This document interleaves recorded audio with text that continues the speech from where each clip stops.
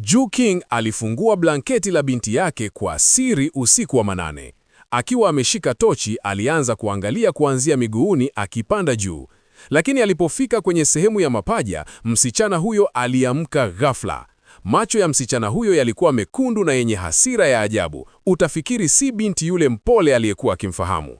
Katika hali ya sintofahamu, msichana huyo alimfokea baba yake mbele ya bibi yake, akitoa maneno ya kashfa na matusi mazito ambayo hayakutarajiwa. Hewa ndani ya chumba hicho ilizidi kuwa nzito na baridi. Msichana huyo alizidi kupandwa na jazba na hata kutishia kumuua baba yake kwa mikono yake mwenyewe.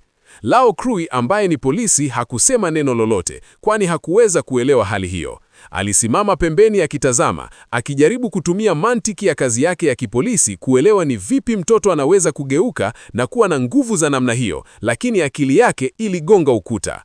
Kila alichokiona kilikuwa nje ya sheria za asili. Wakati huo huo, katika upande mwingine wa kijiji, hali ilikuwa tete. Huang Daxian alimwambia Lao Krui aandae vitu vya kutoa sadaka usiku huo. Moshi wa uvumba ulianza kutanda na sauti za matari zilianza kusikika kwa mbali. Huang Daxian alianza kufanya tambiko la kuitisha miungu, na wakati huo huo Mjapani naye alianza kufanya tambiko lake. Huu ulikuwa ni mpambano wa kijadidi dhidi ya uchawi wa kigeni. Ilionekana kana kwamba wawili hao walikuwa wakipambana kwa nguvu za giza kutokea mbali, kila mmoja akijaribu kuvunja nguvu yake mwenzake kupitia mazingira ya kiroho. Radi zilianza kupiga angani bila mvua, na upepo mkali ulivuma ukizunguka nyumba ya Lao Guo.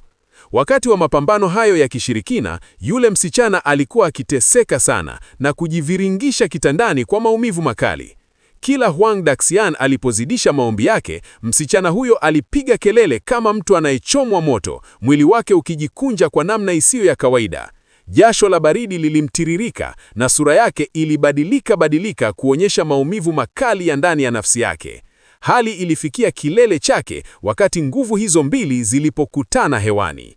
Baadaye, watu walishirikiana kuutupa mwili wa Mjapani huyo kutoka kwenye gari, na hapo ndipo walipogundua kuwa kitu hicho kilikuwa ni mwili wa Mjapani. Siri yote ya mashambulizi hayo ya kishirikina ilikuwa imefichua ndani ya maiti hiyo, na hapo ndipo walipoelewa chanzo cha balaa lililokuwa likimtesa binti ya Ju King.